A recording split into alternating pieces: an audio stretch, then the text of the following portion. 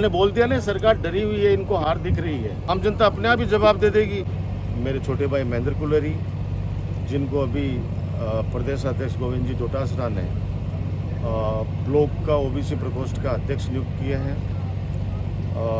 और पूरी टीम, क्योंकि टीम में हम सब लोग ही शामिल होते हैं, सबको ही मैं एक साथ ही धन्यवाद दूंगा कि बहुत ज़बरदस्त ये आयोजन किया है। और हर वर्ष ये मेला दादाजी की याद में लगेगा, ये मैं कह सकता हूँ। कि मैं आपको कह रहा हूँ, इनका फीडबैक आ चुका है कि राजस्थान की जनता मानस बना चुकी है कि झूठी मक्कार सरकार को उखाड़ के फेंके। लेकिन वो समय की बात है कि अभी 2.5 साल ही बीते हैं, तो अभी मौका जनता के पास में आ रहा है पंचायत चुनाव का, नगर निगम चुनाव का, नगर पालिका चुनाव का। तो ये लोग डरे हुए हैं, बहानेबाजी कर रहे हैं। अभी एक तरफ तो कहते हैं कि हम चुनाव कराना चाहते हैं, दूसरी तरफ सुप्रीम कोर्ट में करेंगे 6 महीने का हमें समय दो, और बहाना जिस चीज़ का ले रहे हैं वो सारी रिपोर्टें तैयार हैं। अगर ये डायरेक्शन दे सरकार तो एक दिन का काम है। लेकिन ये लोग ये नहीं चाहते, ये चाहते हैं कि सरकार डरी बैठी है कि कैसे करके चुनाव आगे से आगे बढ़े।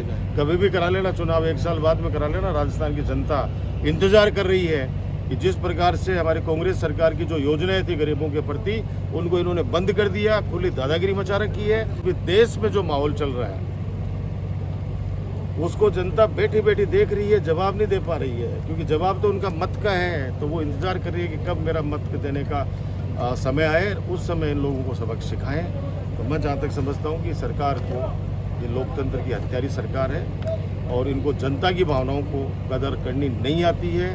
और आज आप देखो कि गौ माता के नाम पर ये लोग सत्ता में आए, सनातन धर्म के नाम पर ये लोग सत्ता में आए।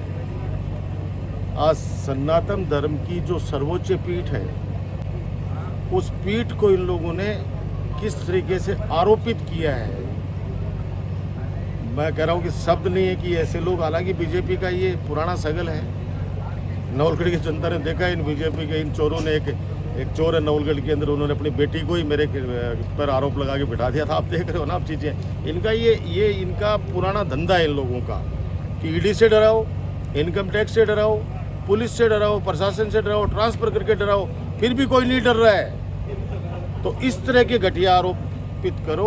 चाहता हूँ आप लोगों के माध्यम से इस देश के नागरिकों को, या जो भी आपके चैनल देख रहे हैं, कि आप ये मत सोचिए कि अंगुली ये सर्वोच्च पीठ पे करी है इन दुष्टों ने, जो स्वयं अपने आप को वहाँ पे सब कुछ कहता है कि जो गौ माता के नाम पर ये लोग आए। महाराज ने इतना ही कहा था कि एक कानून बनाओ जिसके अंदर गौ हत्या बंद हो, क्योंकि कांग्रेस राज्य में 11वें नंबर पे था बीफ सप्लाई के अंदर हिंदुस्तान, और आज इन 14 सालों में दूसरे नंबर पे पहुंच गया है। दूसरे नंबर पर गौ तस्करी, गौ हत्या और गौमांस सप्लाई में हिंदुस्तान दूसरे नंबर पर है पूरे विश्व में। और हिंदुस्तान में 1 नंबर पर है उत्तर प्रदेश, और उत्तर प्रदेश की कमान किसके हाथ में है?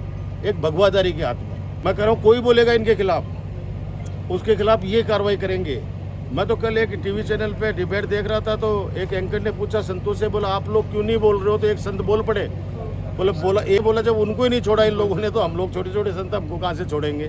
तो ये लोग ये काम, मैं कह रहा हूँ कि जिस मठ के ऊपर जो सनातन धर्म की सर्वोच्च संस्था है, उसके ऊपर कभी मुगल भी, कभी अंग्रेज भी अंगुली नहीं उठा पाए, जो ये सनातनी तथाकथित सरकार है ये आज आरोपित कर रही है। दुर्भाग्य है इस देश का। और आने वाले वक्त के अंदर मैं कह रहा हूँ कि ये जो अंधभक्त हैं, इनके धीरे धीरे समझ में आएगी।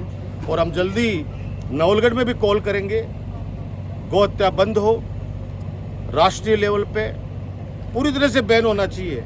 अब ये बैन क्यों नहीं कर पा रहे हैं, आप लोग पता करना, आप लोग पत्रकार, आप लोग पता करना कि बीजेपी के सर्वोच्च नेता हैं, ये जो बीफ सप्लायर हैं, उनमें ज़्यादातर वही लोग हैं जो इनके साथ के अंदर जुड़े हुए हैं। आगे चेहरा किसी का है, पीछे से जो उनके मालिक हैं वो सारे बीजेपी से सीधे और प्रत्यक्ष या परोक्ष रूप से जुड़े हुए हैं। तो ये इनका ये खानदानी पैसा है, ये सिर्फ जनता को गुमराह करने वाले लोग हैं। अब इनका एक सिस्टम चला दिया कि हिंदुस्तान के अंदर किस तरह से, मैं तो कह रहा हूँ कि पीठ पे इस तरह का बदनुमा दाग हमारी सनातनी सरकार ने लगाया है। निंदा करते हम लोग, निंदा करते हैं। एक अंतिम सवाल है, क्या सरकार उनके मुंह गिरने के चक्कर में पंचायती राज चुनाव नहीं करवा पा रही? मैंने बोल दिया ना, सरकार डरी हुई है, इनको हार दिख रही है।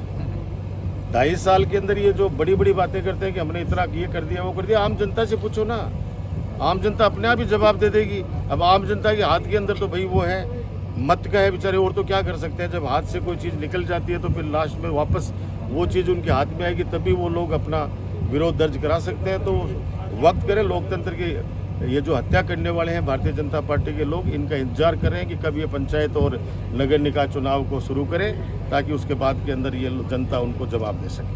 धन्यवाद।